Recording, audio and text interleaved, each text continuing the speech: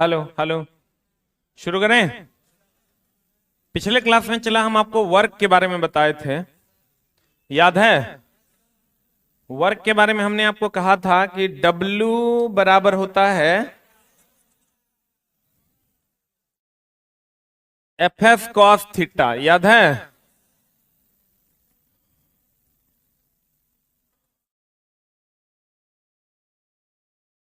F और S के बीच का कोण है थीटा। F और S के बीच का कोण क्या है? थीटा। तो W बराबर हो जाएगा FS cos थीटा। अब हम बोले थे आपको कि F का मान अगर 0 हो जाएगा, W का मान 0 हो जाएगा, हो जाएगा। और S विस्थापन है, अगर विस्थापन का मान 0 हो जाएगा, W का मान 0 हो जाएगा। सही है ना?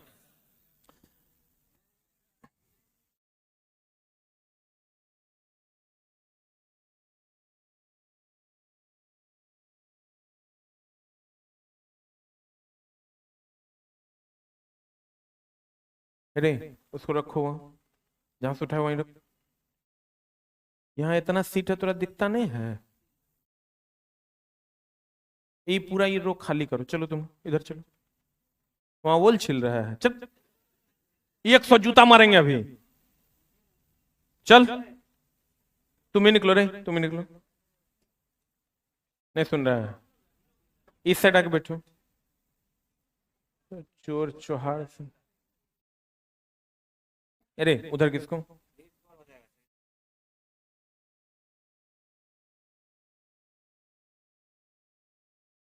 चलो इधर। ए तुम तीनों इधर चलो, हटो। चलो उधर बैठो। ए उधर किसको? किसको उधर?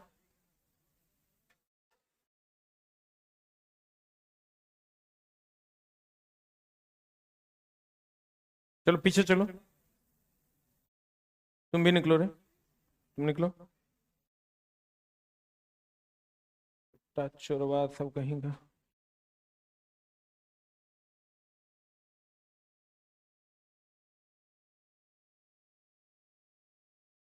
तुम लोग दोनों बेंच खाली करो, आगे आओ।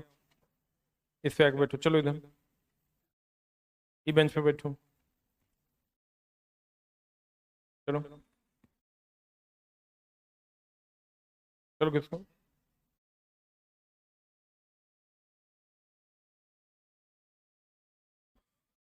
अरे अरे थोड़ा। और बदमाशी हम देख रहे हैं पिछला एक सप्ताह से। अरे पिछला पे बैठ।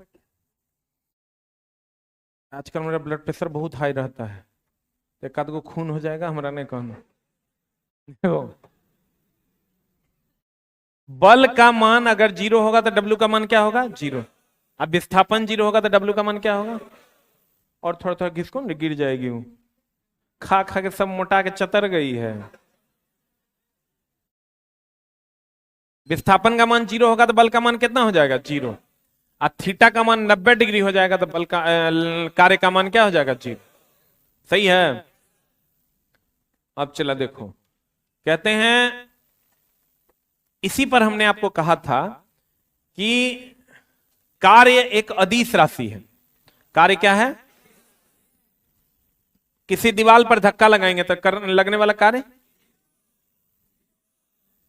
दीवार पर अगर धक्का लगाएंगे तो किया गया कार्य कितना हो जाएगा? 0। ठीक है?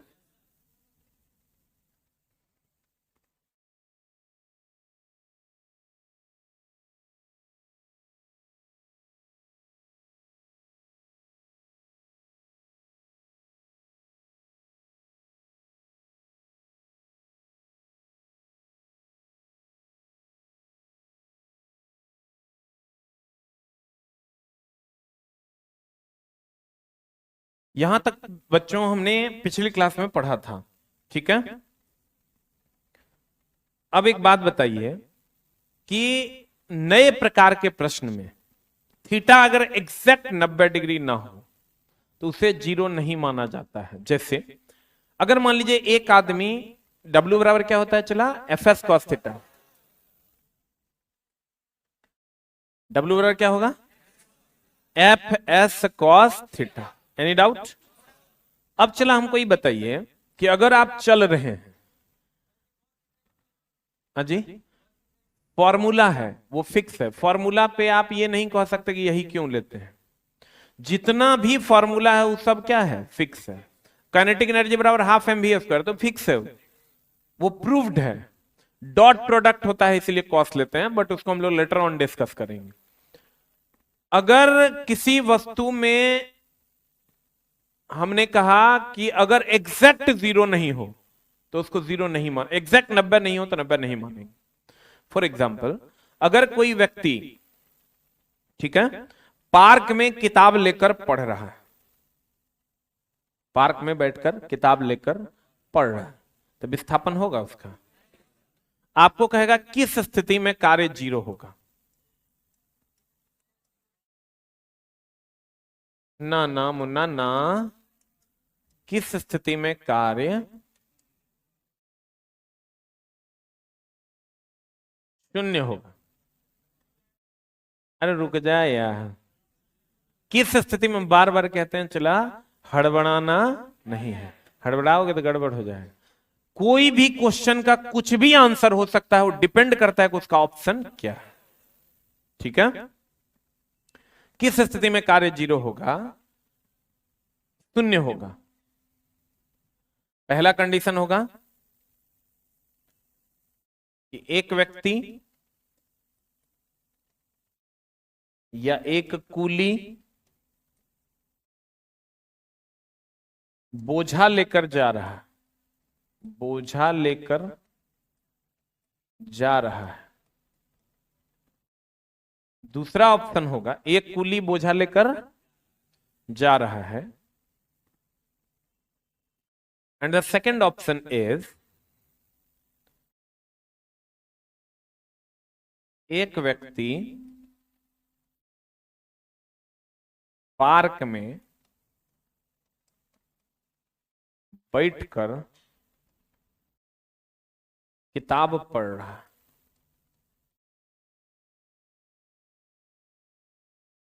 दूसरा, तीसरा, एक व्यक्ति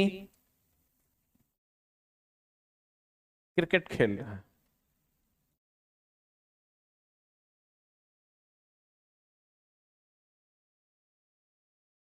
चौथा, नॉन ऑफ दीज। एक minute, hold on hold on hold on. हमने आपको पढ़ा है कि एक व्यक्ति अगर बोझा लेकर जा रहा है तो विस्थापन इधर है, बल इधर लगेगा, थीटा का मान 90 डिग्री, तो कार्य 0 होगा। एक व्यक्ति पार्क में बैठकर किताब पढ़ रहा है, वो तो चला खड़ा है। एक व्यक्ति पार्क में बैठकर किताब पढ़ रहा है, तो खड़ा है कि दौड़ रहा है? खड़ा है, तो किया गया कार्य कितना होगा, कितना होगा, 0 होगा। एक व्यक्ति खड़ा है या बैठा है तो विस्थापन 0 ना होगा, तो किया गया कार्य 0 होगा। क्योंकि हमने कहा विस्थापन 0 तो कार्य 0। अगर विस्थापन 0 हो जाएगा तो कार्य का मान कितना हो जाएगा, 0। Any doubt? लेकिन चला, ये जो केस है बोझा लेकर जा रहा है, में क्या व्यक्ति सीधे जा रहा होगा 90 डिग्री पर? टेढ़ा मेढ़ा होता होगा। लेकिन अगर इसका मतलब इसमें एग्जैक्ट 90 डिग्री कभी नहीं होता होगा। एग्जैक्ट 90 डिग्री तब होगा जब अगर कोई कुली जा रहा है तो वो इससे जाएगा। क्या बोझा लेकर वो इससे चलता है, तो जरा सा भी झुकेगा तो 90 डिग्री होगा। लेकिन अगर एक व्यक्ति पार्क में बैठकर किताब पढ़ रहा है तो उसका विस्थापन 0 होवे करेगा। बोलिए, इसका मतलब वो हिल डोल रहा है क्या? इसका मतलब ये हुआ चला, इसका आंसर ये होगा। सही ये भी है। तो यहां टीचर जब तुम गांव घर में पढ़ोगे मास्टरवा से, तो उचला यहीं से पटना से पढ़ के जाता है, वहां कोचिंग खोल देता है, उतरा कहेगा जे पहले मिलेगा ओकरा मार देना। तुम सुना होगा कुछ कुछ टीचर, जे मास्टर ये बात बोलता है इसका मतलब वो भ्रष्ट मास्टर है, मतलब उसके पास सही कॉन्सेप्ट नहीं है। नहीं तो ऐसा कोई रूल नहीं है कि जो पहले मिलेगा ओकरा मार देना, ऐसा कोई रूल है ही नहीं। ऑब्जेक्टिव की दुनिया में ऐसा कोई रूल नहीं है। लेकिन तुम पढ़ना जीएस वाला मास्टर के पास या किसी भी टीचर के पास, रीजनिंग में थोड़ा बहुत हो सकता है, ठीक ना, वो लोग का अपना लॉजिक रहता है। लेकिन बाकी इधर साइंस में, आर्ट्स में अगर ऐसा कोई टीचर कह रहा है, मतलब वो एकदम समझो कि प्योर कॉन्सेप्ट नहीं है उसके पास, इसीलिए कह रहा है। क्योंकि ऐसा कोई रूल नहीं है कि जो पहले रहेगा अगर पहले मार देंगे। ठीक है, तो यहां आंसर क्या हो जाएगा? क्यों? क्योंकि इसमें विस्थापन 0 होबे करेगा, इसमें थीटा 90 हो भी सकता है और नहीं भी। बोलो, क्रिकेट खेल रहा है वो तो चला 90 कभी होबे नहीं करेगा। क्रिकेट ऐसे खेलेगा क्या? रोबोट है, नहीं खेलेगा। इसमें उसमें सब चीज होगा, विस्थापन होगा और थीटा 90 भी नहीं होगा, इसलिए वो केस होगा। इसमें क्या रहेगा? ई नहीं रहता तो ये आंसर हो जाता। हम बोले थे कल मिस्त्री नहीं रहेगा, सहायक मिस्त्री आंसर हो जाए। ठीक है, नॉन ऑफ दीज नहीं मारते, अगर ई नहीं रहता तो नॉन ऑफ दीज नहीं मारेंगे, यही आंसर। बोलन रे, तो नए प्रकार के प्रश्न में एग्जैक्ट 90 डिग्री अगर होगा तभी कार्य 0 माने। कितना होगा?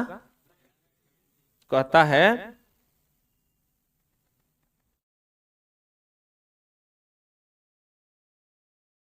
नए प्रकार के प्रश्न में कार्य 0 उसी का होगा जहां बल और विस्थापन के बीच का कोण मूलतः कितना डिग्री होगा? 90 डिग्री।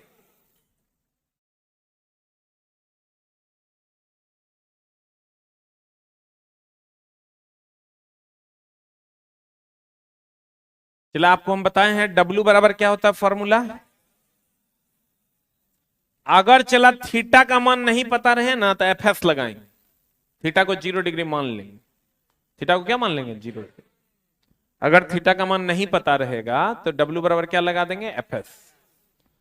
कहते हैं अगर किसी वस्तु पर कितना न्यूटन का बल, क्षैतिज से कितना डिग्री कोण पर, यानी कॉस हो गया कितना? 30 डिग्री के कोण पर आरोपित होता है और वस्तु क्षैतिज में 5 मीटर विस्थापित होती है,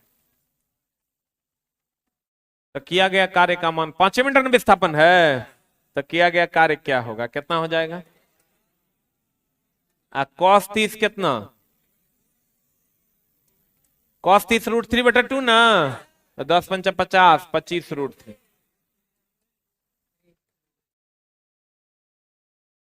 बोलो,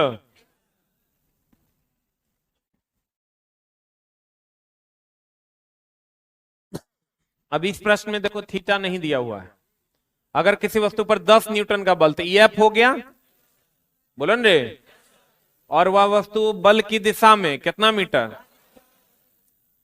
तो कार्य W बराबर तो हम FS कर दें, तो W और F का मान हो गया 10, ये हो गया 5। देखो चला एक चीज का ध्यान रखना, अगर ये वस्तु है, इधर के तरफ हम बल लगा रहे हैं, तो इधरे विस्थापन होगा। अगर ऐसा हुआ जैसे हम चला किसी व्यक्ति को धक्का देंगे, तो है बदमाश, कोनो दिन पकड़ाएगा तो मेरे फेर में तो मुंह में लाठी ठूस देंगे हम। इधर आओ,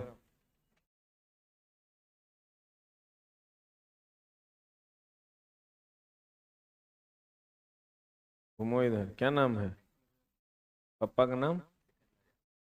हाँ हाँ।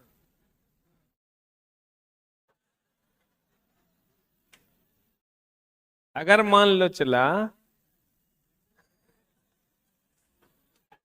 काहे तो इतना टेंशन में है?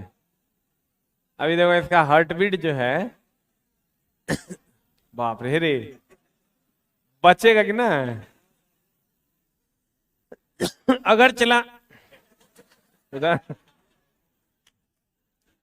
अगर हम इसको धक्का मारते हैं, गौर फरमाइएगा, अरे इसे सीधा रखो नहीं, तो हम इसको बल इधर लगाएंगे तो इधर विस्थापन होगा। बोलन रे, इधर आओ ना। अगर यहां से हम बल लगाते हैं तो इधर विस्थापन होगा। ऐसा है कि हम इधर से हमको कोई बल लगाएगा, हम ऐसे कर देंगे, इज दैट पॉसिबल? ये पॉसिबल है चला कि इसको हम इधर ऐसे बल लगाएंगे या ऐसे कर दें? ये संभव है क्या? तो चला इसका मतलब, लेकिन ऐसा भी होता है, वो घर्षण बल के द्वारा किया गया कार्य। अगर अभी इधर इधर आओ ना, काहे तो इतना टेंशन में है? नहीं ना है? और सब बढ़िया ना? अगर हम अभी इधर बल लगा रहे हैं ना, इधरे विस्थापन हो रहा है, बोलन रे, तो ये जो कोण होगा,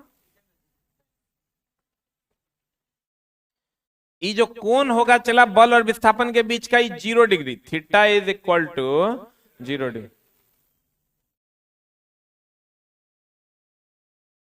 और अगर इधर बल लगाएं, बल इधर लगाएं, बोलो रे, इस डायरेक्शन में, अब विस्थापन ऐसे हो जाए, है आइडियल केस है, हम बात करेंगे इस पर, और विस्थापन इधर हो जाए, इसका मतलब इसमें जो केस है चला वैसा है, और इसका जो केस है वैसा है, तो दोनों के बीच का जो कोण है 180 डिग्री होगा। अगर बल के विपरीत विस्थापन होगा, यानी इधर बल है इधरे विस्थापन होगा, इधर बल है अपोजिट में विस्थापन होगा, तो दोनों के बीच का कोण कितना डिग्री हो जाए? 180। बोलो रे, कहीं पर लिख लो। चलो अब बढ़ाएंगे धीरे धीरे, चला काहे हड़बड़ा रहा है? बल के दिशा में विस्थापन, यह चला बल के दिशा में विस्थापन, जिनका पहला क्लास है अगला टॉपिक से समझ में आएगा। यह चला बल के विपरीत विस्थापन,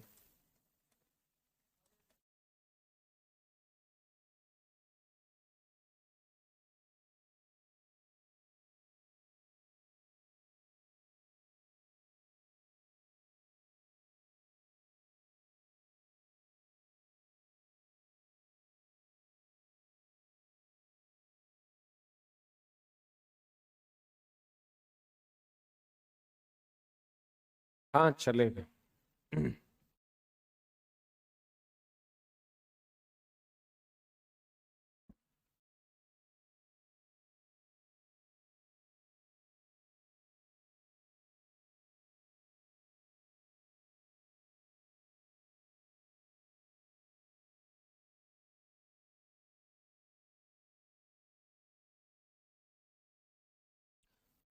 हो गया?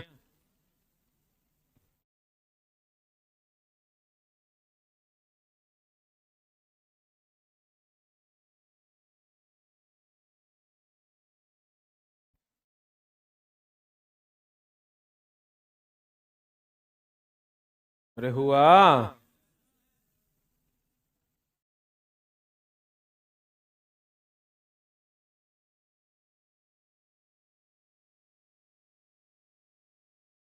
छिकता तो ऐसे लगता है बोकरा वोकरा नहीं छिकता है, पागल। हो गया? हाँ हाँ, होवे क्या? जीरो विस्थापन थोड़े है, बल और विस्थापन के बीच का कोण 0 है।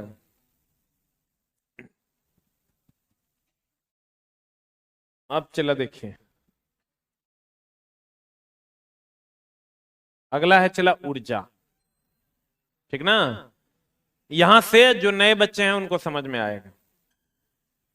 कार्य करने की क्षमता को ऊर्जा कहते हैं, ठीक है?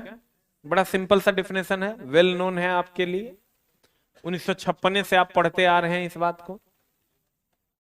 कार्य करने की क्षमता को ऊर्जा कहता है, कार्य करने की दर को शक्ति कहते हैं। The rate of change of doing work is called as power, the capacity of doing work is called as energy. कार्य करने की जो हमारी कैपेसिटी होती है, ध्यान से समझना चला, 70 नंबर आएगा तो तुम भीड़ का हिस्सा हो, 71 आएगा तो तेरा नौकरी होगा, और वो 1 नंबर अगर नहीं आएगा तो तुमको दुनिया पहचानने के लिए तैयार। तो सब कुछ आता है बहुत बढ़िया, एक क्वेश्चन तुम खाली कम बना दो, तो बच्चों को तुम खाली बताते रहोगे कि मेरा 70 हमरो आया था, नौकरी नहीं हो पाएगा। नहीं देखता गांव घर में देखना, पढ़ल का लिखल का 2 नंबर से हमारे बीपीएससी छूट गया था, 1 नंबर से हमारा फलना एग्जाम छूट गया था। तो चला वही the difference between good study and study सिर्फ 1 नंबर का होता है। 1 नंबर से या तो इन है या तो आउट। आप ये मत सोचे कि ये मेरा पढ़ा हुआ है, ये तो मेरा पढ़ लिए हैं, सब आप पढ़े हुए हैं, उसी को सब कुछ को बहुत बेहतर कीजिएगा तो जॉब लग जाएगा, और नहीं कीजिएगा तो बुरा में चल जाएगा। कार्य करने की क्षमता को ऊर्जा का, किसी भी चीज में दर का मतलब होता है चला बट्टा में टाइम होना चाहिए। दर का मतलब बट्टा में क्या होना चाहिए? समय। अगर हम दर की बात करें चला तो बट्टा में क्या होना चाहिए? समय। क्या होना चाहिए? तो कार्य करने की दर को शक्ति कहते हैं। जैसे अगर हम लिख दें एसके झा बटा समय, तो इसको हम लोग पढ़ेंगे एसके झा की दर। बोलन रे, अमित बटा समय, अमित की दर। केला बटा समय, केले की दर। बोलन रे, तो समझिएगा कार्य करने की क्षमता को, तो सबकी कार्य करने की क्षमता अलग अलग है। मेरी क्षमता अलग है, आपकी क्षमता अलग है, उनकी क्षमता अलग है। एक चीज आप हमेशा ध्यान दीजिएगा चला, आदमी फिजिकली बाद में थकता है, मेंटली पहले थक जाता है। जैसे आप अगर ये दिमाग पर दे दीजिए इंस्ट्रक्शन कि तुमको 7 घंटा पढ़ना है, तो 6ठे घंटे में आप थकिएगा। और 14 घंटा का इंस्ट्रक्शन दीजिएगा, 13वें घंटे में थकिएगा। 6ठे घंटे में आपको पता भी नहीं चलेगा कि हम थके हैं कि नहीं थके। यहां से वहां तक अगर आपको साफ करना होगा ना, तो यहां जाइएगा तो आपको लगेगा बहुत ही साफ कर लिए। यहां से वहां तक साफ करना होगा तो वहां पहुंचिएगा, तब आपको लगेगा कुछ किए हैं। तो क्षमताएं अलग अलग लोगों की अलग अलग होती हैं। हमारी क्षमता अलग है, आपकी क्षमता अलग है। तो कार्य करने की जो क्षमता आपके अंदर होती है उसी को हम क्या कहते हैं? ऊर्जा। अब ऊर्जा का कोई दिशा होता नहीं है, ऊर्जा एक अदिश राशि है। जैसे ऐसा Complan is the secret of my energy, सुने हैं? Boost is the secret of my energy. हाँ वही एक के बात हुआ, बोले कॉम्प्लेन और बूस्ट एक के है लगभग। Boost is the secret of my energy. वो जो कहता है चला, तो ऐसा है कि कॉम्प्लेन पियोगे तो पूरब की तरफ उड़ जाएगा, हॉर्लिक्स पियोगे तो पश्चिम की तरफ उड़ जाएगा। ऐसा लिखा था, हॉर्लिक्स पूरब वाला है ये, कॉम्प्लेन पश्चिम वाला है। ऊर्जा does not have a direction, ऊर्जा के पास कोई दिशा नहीं। अब देखिएगा,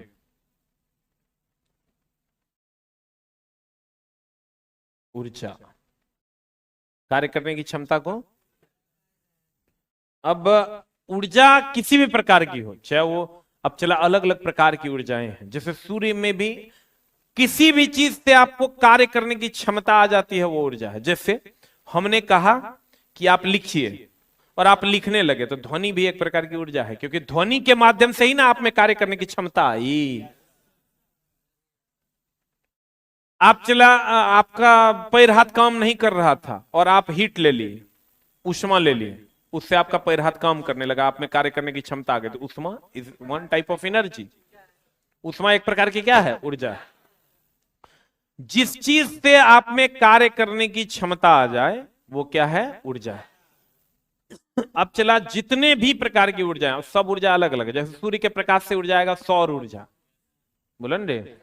ऊष्मा से ऊर्जा मिलेगा ऊष्मीय ऊर्जा, ध्वनि से ऊर्जा मिलेगा ध्वनि ऊर्जा, केमिकल रिएक्शन से ऊर्जा मिलेगा रासायनिक ऊर्जा, बोलन रे। एक होता है यांत्रिक ऊर्जा। व्हाट इज यांत्रिक ऊर्जा? यांत्रिक ऊर्जा होता है वह ऊर्जा जो हमारे मसल्स के द्वारा की जाए या हमारे मसल्स को आसान पहुंचाए, उसे हम यांत्रिक ऊर्जा कहते हैं। वह ऊर्जा जो हमारे मसल्स के द्वारा किया जाए और हमारे मसल्स को क्या पहुंचाए? आसान पहुंचाए, उसे हम कौन ऊर्जा कहते हैं? यांत्रिक ऊर्जा। कौन ऊर्जा कहते हैं? यांत्रिक ऊर्जा कहते हैं। फॉर एग्जाम्पल, जैसे पहले के जमाने में लोग, थर्मामीटर है ये, हाँ छोटा ये थर्मामीटर हो गए रे, मतलब ऐसे ऐसे झाड़ते तो एगो बातो था, ई कौन थर्मामीटर है रे? अरे चोहड़वा, ई हो गया चला बेना, जो पहले के जमाने में नहीं चलता था हवा लगाने के लिए, तो क्या था वो यांत्रिक ऊर्जा था।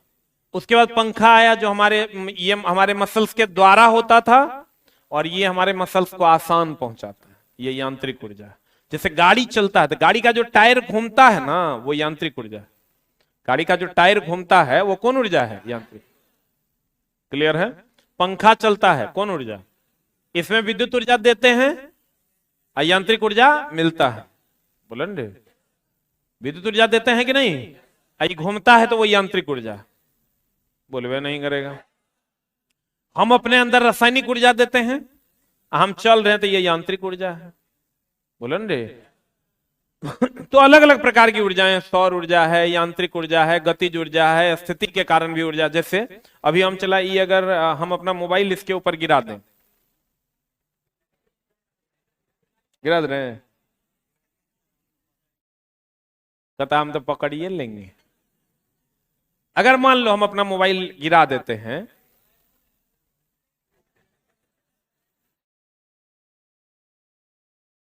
गिरा दिए मान लो, तो इसकी स्थिति, अभी ये मोबाइल यहां रखा हुआ है, यहां रखा हुआ है, अभी किसी का कपाड़ फोड़ सकता है क्या?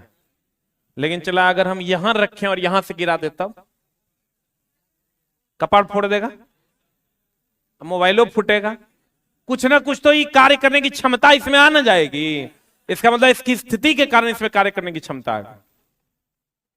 मान लो अभी हम यहां खड़े हैं, यहां एक व्यक्ति और खड़ा है, तो हम उसको चला कुछ कर पाएंगे?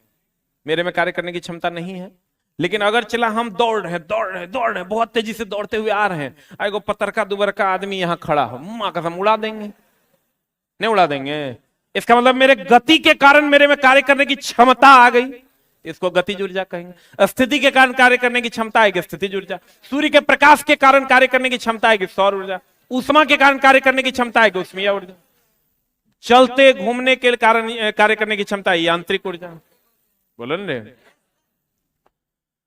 जितने भी प्रकार की ऊर्जाएं हैं सबका SI मात्रक होता है जूल। क्या होता है? और सबका CGS मात्रक होता है अर्ग। अर्ग क्या होता है? सभी प्रकार की ऊर्जा का SI मात्रा और CGS मात्रा क्या होता है? और क्या? 1 जूल बराबर 10 टू द पावर। सही है। और सभी प्रकार का जो कार्य है वो अदिश राशि है। कौन राशि है? चला, सभी प्रकार का कार्य एक अदिश राशि है। कार्य करने की क्षमता को, सभी प्रकार की ऊर्जा का SI मात्रक और CGS मात्रक, सभी प्रकार की ऊर्जा। ऊर्जा का कोई दिशा नहीं होता, जिसका दिशा नहीं होता वो अदिश राशि है। ऊर्जा का कोई दिशा होता है? ऊर्जा ऐसा नहीं है कि मेरी ऊर्जा पूरब की तरफ है, आपकी ऊर्जा पश्चिम की तरफ, तब तो ऐसा होता चला ना। तो अलग अलग मनुष्य की ऊर्जा अलग अलग दिशा में होती।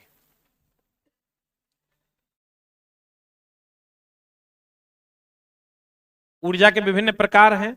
द्रव्यमान ऊर्जा, सूर्य की ऊर्जा, नाभिकीय ऊर्जा, ध्वनि ऊर्जा, रासायनिक ऊर्जा, प्रकाश ऊर्जा, ऊष्मीय ऊर्जा, विद्युत ऊर्जा, यांत्रिक ऊर्जा। ये सब ऊर्जा के क्या है? प्रकार। ठीक है, इस सब एक चैप्टर है। चला, ध्वनि ऊर्जा एक चैप्टर हम लोग पढ़ने वाले, नाभिकीय ऊर्जा एक चैप्टर पढ़ने वाले, उसके बाद ऊष्मीय ऊर्जा एक चैप्टर पढ़ने वाले हैं इसी में, अब विद्युत ऊर्जा एक चैप्टर पढ़ने वाले हैं। यहां हम लोग जो पढ़ने वाले हैं वो मेनली यांत्रिक ऊर्जा पढ़ने, यही हम लोग इस चैप्टर में पढ़ने वाले। यांत्रिक ऊर्जा मुख्यतः कितने प्रकार की? एक होता है स्थितिज ऊर्जा, एक होता है गतिज ऊर्जा। एक पोटेंशियल एनर्जी, और एक काइनेटिक एनर्जी। इसके बारे में हम लोग लेटर ऑन चर्चा करेंगे। यांत्रिक ऊर्जा कितने प्रकार का? एक गतिज ऊर्जा, एक कौन ऊर्जा चला? स्थितिज ऊर्जा। सही ना है? गौर फरमाइएगा। यांत्रिक ऊर्जा पोटेंशियल एनर्जी, पोटेंशियल एनर्जी को शॉर्ट में हम लोग लिखते हैं पीई। काइनेटिक एनर्जी को शॉर्ट में हम लोग लिखते हैं केई। केई बोले तो काइनेटिक एनर्जी, पीई बोले तो पोटेंशियल एनर्जी। ठीक है। यांत्रिक ऊर्जा बराबर फॉर्मूला होता है चला potential energy plus kinetic energy.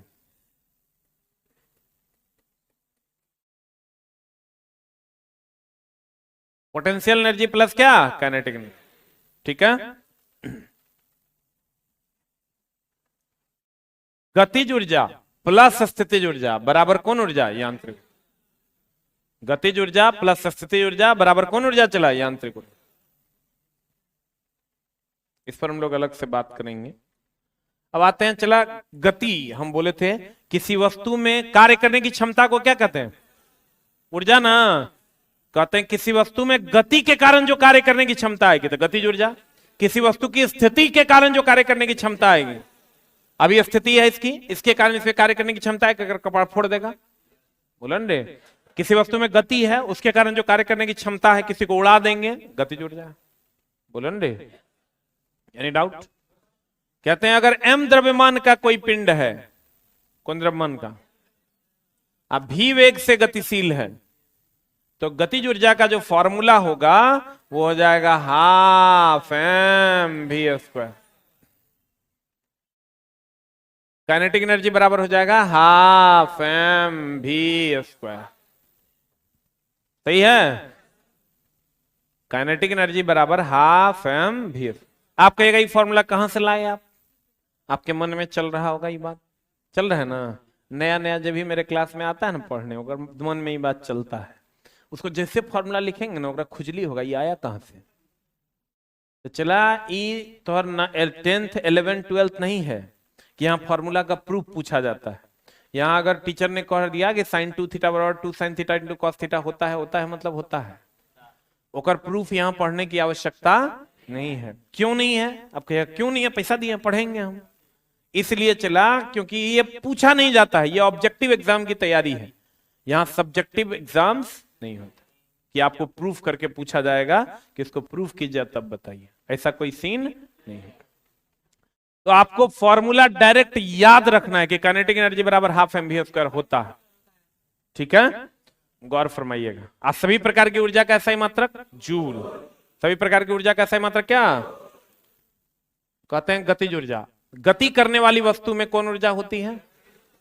m द्रव्यमान का कोई पिंड वस्तु अगर v वेग से गतिशील है तो अगर ये तीर मान लीजिए चला m द्रव्यमान का है और ये v वेग से क्या है? गतिशील है, तो इसमें जो गतिज ऊर्जा होगी वो हो जाएगी हाफ एम वी स्क्वायर। सही अंचला? अब इसका सवाल कैसे पूछेगा है ना? लिखिएगा एक सवाल, कोई उत्तर नहीं बोलेगा, कोई उत्तर नहीं बोले। दे दो।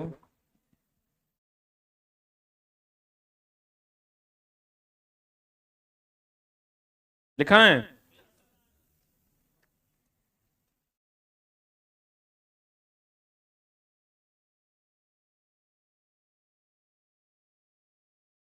लिखाए हो?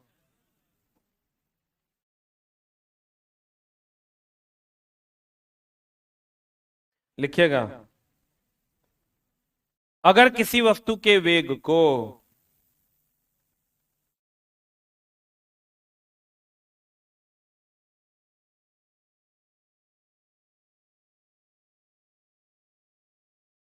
आंसर कोई नहीं बोलेगा।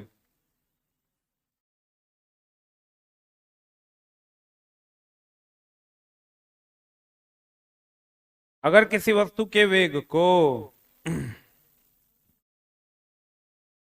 2 गुना कर दिया जाए, कोई आंसर नहीं बोलेगा। दो गुना कर दिया जाए तो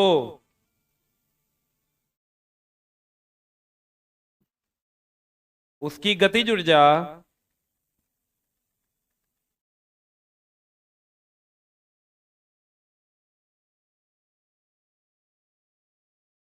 कितनी गुनी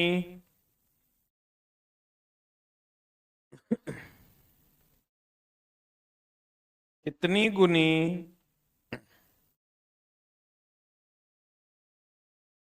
कोई नहीं बोलेगा।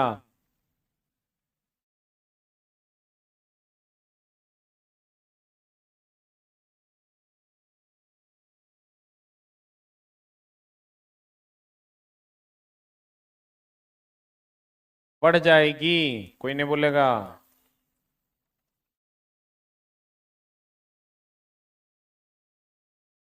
क्वेश्चन एक बार पढ़ लो और चुप रहना। मुंह खोल दिया तो बड़ी मार मारेंगे। अगर किसी वस्तु के वेग को दो गुना कर दिया जाए तो उसकी गतिज ऊर्जा कितनी गुनी बढ़ जाएगी। बना लिया, ऑप्शन बोर्ड पर है, अभी बोलेगा नहीं। लिख लिया। काइनेटिक एनर्जी का फॉर्मूला है हाफ एम वी स्क्वायर, है ना।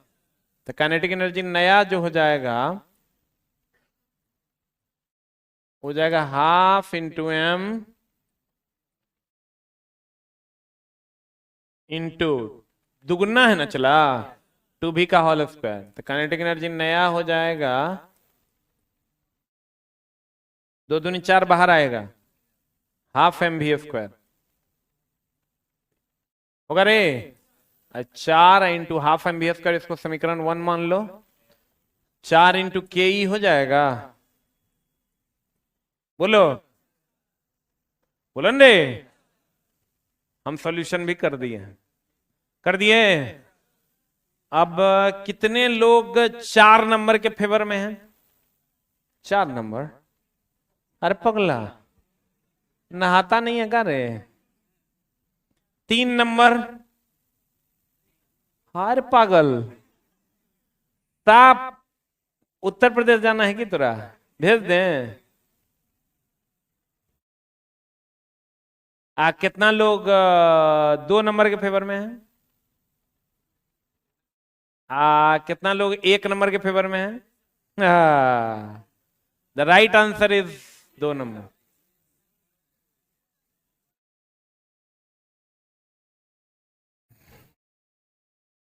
चला एक बात बताओ, तुम्हारे पास 5 रुपया था, अब 15 रुपया हो गया।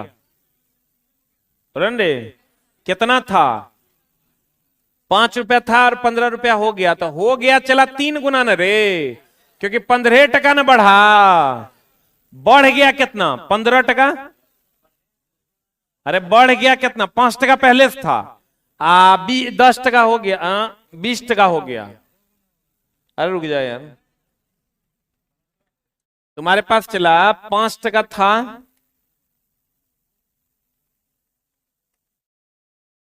कितना था? अब 20 टका हो गया, तो बढ़ा कितना? 15 टका। तो 3 गुना ना बढ़ा हो गया 20 टका, तो कितना गुना हो गया? 4 गुना। जो नहीं नहाया होगा 2-3 दिन से ओकरा नहीं बुझाएगा। नहाया है? 5 टका तेरा पास था, अब 20 टका हो गया, तो हो गया 4 गुना, लेकिन बढ़ा 15 टका ना तो बढ़ा 3 गुना। सही है? अच्छा बताओ, 10 टका था और 30 टका हो गया, तो बढ़ गया कितना? 20 न बढ़ा, तो बढ़ गया 2 गुना, हो गया 3 गुना।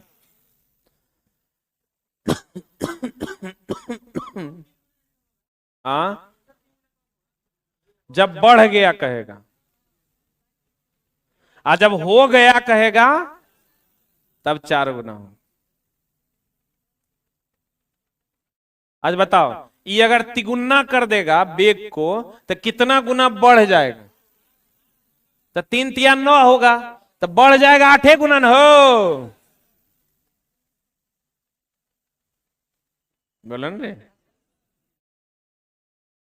नहीं, एक लाइन में समझ लो, जितना गुना हो जाएगा उससे एक कम बढ़ जाए। बोलन रे, अगर मान लो कि तुम्हारे पास चला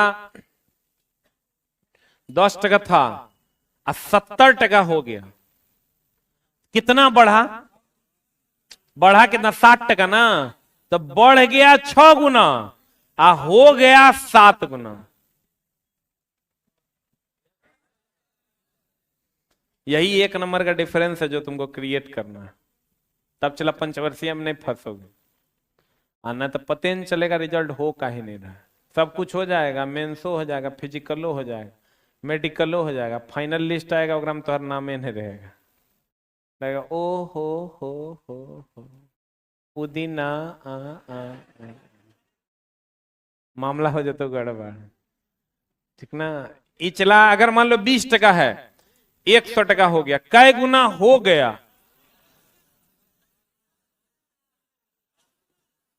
5 गुना हो गया। अब बढ़ गया, अब बुझ गया।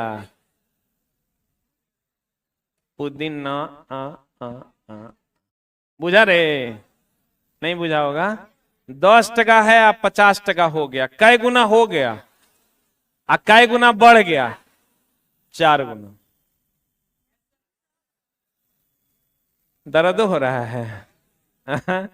हम चला पढ़ाएंगे तो थोड़ा सा लेवल अप पढ़ाते हैं तो दुखेगा, इसलिए कि अब नॉर्मल अगर तुम्हारे हिसाब से हम होम में होम मिला के पढ़ा दें तो तोरा अभी तो बढ़िया लगेगा, लेकिन उस टाइम बहुत दर्द हो जाएगा।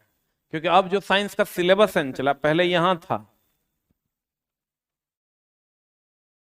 अब बहुत ऊपर चल गया। एनसीईआरटी से स्टेटमेंट और कथन निष्कर्ष वाले प्रश्न पूछे जाने लगे, तो वहां तुम फंस जाओगे।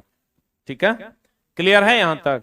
कार्य करने की क्षमता को, कार्य की कोई दिशा, कार्य एक अदिश राशि है, कार्य का सही मात्रक जूल है, इसका सीजीएस मात्रक अर्ग। ठीक है, गतिज ऊर्जा, किसी वस्तु में गति के कारण जो कार्य करने की क्षमता होगी उसे हम गतिज ऊर्जा कहेंगे।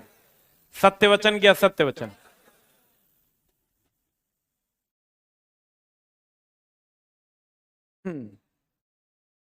Thank you very much. एक मिनट, जो जहां वहीं बैठ जाओ। 1 2 2.5 पौने 3। एगो चला, जो लोग नए हैं उनको हम बता दें, कोई लिया है पीरियोडिक टेबल का मटेरियल? कौन लिया? इधर बढ़ाना, मोड़ दिया है छोटा। देखो चला, हमारे यहाँ एक स्पेशल टेस्ट होता है। अब वो टेस्ट क्या है वो हम आपको बताते हैं। इसका मटेरियल, एक मटेरियल आपको सप्ताह के बीच में मिल जाता है जो 12 पेज का होता है। ठीक है, या 8 पेज का होता है, 8 10 12 पेज का होता है। और वो मटेरियल कंप्लीट डेकोरेटिव होता है इस तरीके का। ठीक है, या इस टाइप से टेबल के फॉर्म में बना हुआ होता है, इस टाइप से। ठीक है, ये मटेरियल आपको पहले ही मिल जाएगा, सोमवार मंगलवार बुधवार को। ठीक है, इस मटेरियल को आप ले जाएंगे, 5 रुपया इस मटेरियल की कॉस्टिंग है। ठीक है, 5 रुपया में आप इस मटेरियल को खरीद के घर ले जाएंगे और ले जाने के बाद अपने रूम पर इसको पढ़ेंगे 2-3 दिन 4 दिन, इसको प्रॉपर वे में हाईलाइट कर करके एक एक बात को पढ़ेंगे। और इसी से 100 क्वेश्चन का टेस्ट हो जाएगा संडे को, इतने से 12 बजे। ठीक है, और उसका भी फीस 5 रुपया है। 5 रुपया में आपको ये टेस्ट, ये मटेरियल लेना है, आप 5 रुपया में टेस्ट देना है। ठीक है, 12 बजे संडे को। कितने बजे? ऑफलाइन में। ठीक है, ऑनलाइन में भी इसकी व्यवस्था हम कर रहे हैं, ऑनलाइन में भी ये टेस्ट आपको उपलब्ध मिलेगा। मटेरियल ऑलरेडी टेलीग्राम पे डाल दिया गया है, नहीं डाला गया होगा तो अभी हम डाल देंगे, आप लोग ले लेंगे। और इसका ऑनलाइन भी टेस्ट होगा बिग बूस्टर ऐप पे। आस एजुकेशन ऑफलाइन वाला में आप क्लिक कीजिएगा तो ये टेस्ट आपको मिल जाएगा उसी दिन संडे को। 5 रुपए आप वहां भी पे करके दे सकते हैं। तो ये टेस्ट हर बच्चे को देना है। इस टेस्ट में सर फायदा क्या होना है? जो टीचर मान लीजिए कभी नहीं आए तो 15 मिनट का गैप मिल जाएगा, उतनों में आप एक बार पलट लिए, जो पढ़ने वाला चला, नहीं पढ़ने वाला तो ओकरा तो चला हम बोले कि ओकर पप्पा बोले कि ओकर मम्मी बोले, ओकरा कोई असर नहीं पड़ता, वो इंसुलेटर है। लेकिन अगर आप कौन क्या कर रहा है नहीं देखना चला, तुम क्या कर रहे हो वही देखो, दुनिया क्या कर रही है इसके पीछे दिमाग नहीं लगाना है। क्योंकि चला सक्सेस भी तो 1% लोगों को मिलती है, सक्सेस कहां 100% को मिल जाती है, उतना सीटें नहीं है। इसका मतलब तुम अकेले अगर इस पूरे बैच में अगर 5 बच्चा कुछ कर रहा है चला, तो नौकरियों तो उतने हैं। इसलिए आपको मेहनत करना पड़ेगा। और गाइडेड बाय एसके झा मतलब गाइडेड बाय एसके झा, हम जे कहेंगे वो चला तुरा करना पड़ेगा। अभी से एग्जाम तक में 200-300 रुपया एक्स्ट्रा खर्च होगा, लेकिन चला आप बहुत सारी चीजों को सीख लीजिए। पटना चला तो रहने या खाने नहीं है ना आया है, ओकरा में 4000 रुपया महीना तो हर खर्च, तो पढ़ने आया है 5000 रुपया, तो अगर चला महीना में 200 रुपया तो तोरा पढ़ने के नाम पे भी खर्च करना पड़ेगा, नहीं करना चाहिए। मेन उद्देश्य क्या था, खाना रहना, मेन उद्देश्य चला पढ़ना। तो 5 टका बहुत बड़ा चीज, चाय नहीं मिलता है वो 8 टका में मिलता है। तो चला यही समझ लो कि आपको हर बच्चे को ये मटेरियल अभी लेना है, आज पूरा दिन पढ़ना है, कल पूरा दिन पढ़ना है, परसों भी 12 बजे तक पढ़ना, और 12 बजे इस टेस्ट को संडे को दे देना। क्लियर है, बोलो रे। और दूसरा, जो लोग एएलपी टेक्नीशियन की तैयारी कर रहे हैं या रेलवे की तैयारी कर रहे हैं, उनके लिए एक टेस्ट होता है सैटरडे को, जिसमें हजारों की संख्या में दोनों टेस्ट में चला बच्चे आते हैं। सैटरडे को सुबह 8 बजे एएलपी सीबीटी 1 का टेस्ट होता है, और कभी कभी सीबीटी 2 का भी टेस्ट होता है। ठीक है, इसकी फीस 10 रुपए है, और अगले दिन संडे को इसका डिस्कशन 8 बजे से 8 बजे सैटरडे को टेस्ट है, और संडे को चला 8 बजे से डिस्कशन, ऑफलाइन भी ऑनलाइन भी, ऑनलाइन यूट्यूब चैनल पे, ऑफलाइन यहां पर। आप आके भी टेस्ट का डिस्कशन का लुत्फ उठा सकते हैं और घर पे भी उठा सकते हैं। इसका 10 रुपया मात्र फीस है, और एक टेस्ट ये हो गया जिसका 5 रुपया फीस है। ये दोनों एक रीजनिंग का भी टेस्ट होता है, कल है ना होता है रे, 10 बजे से 8 से 9 जब आप ये टेस्ट दे दीजिएगा तो 10 बजे से फिर रीजनिंग का 10 रुपया में 50 क्वेश्चन का डिस्कशन दीपक सर करवाते हैं। ठीक है, शनिवार रविवार अगर आप वेस्ट करते हैं चला, तो महीना में 20 दिन का आपका महीना लगने लगेगा, नहीं लगेगा।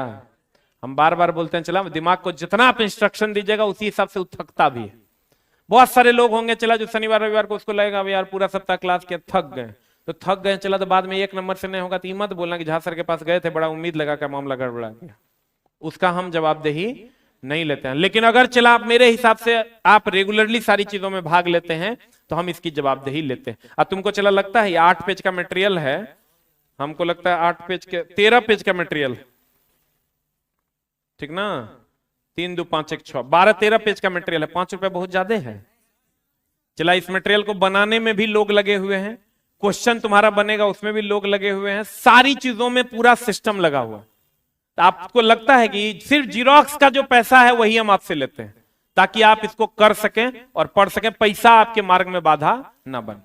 ठीक है, तो उम्मीद करेंगे कि आप लोग ड्राइवर टेस्ट, रीजनिंग टेस्ट और इस टेस्ट में भाग लीजिएगा। Thank you. अरे अरे अरे अरे अरे मां कसम, जब तक हम थैंक यू ना बोले हिलना मत, मुंह में लाठी ठूस देंगे हम, छीन लो हमरा। हाँ बोलो, मटेरियल मिल रहा है, लोग हमको लगता है 1400-1500 लड़का ले गया, तोरे भरोसे है।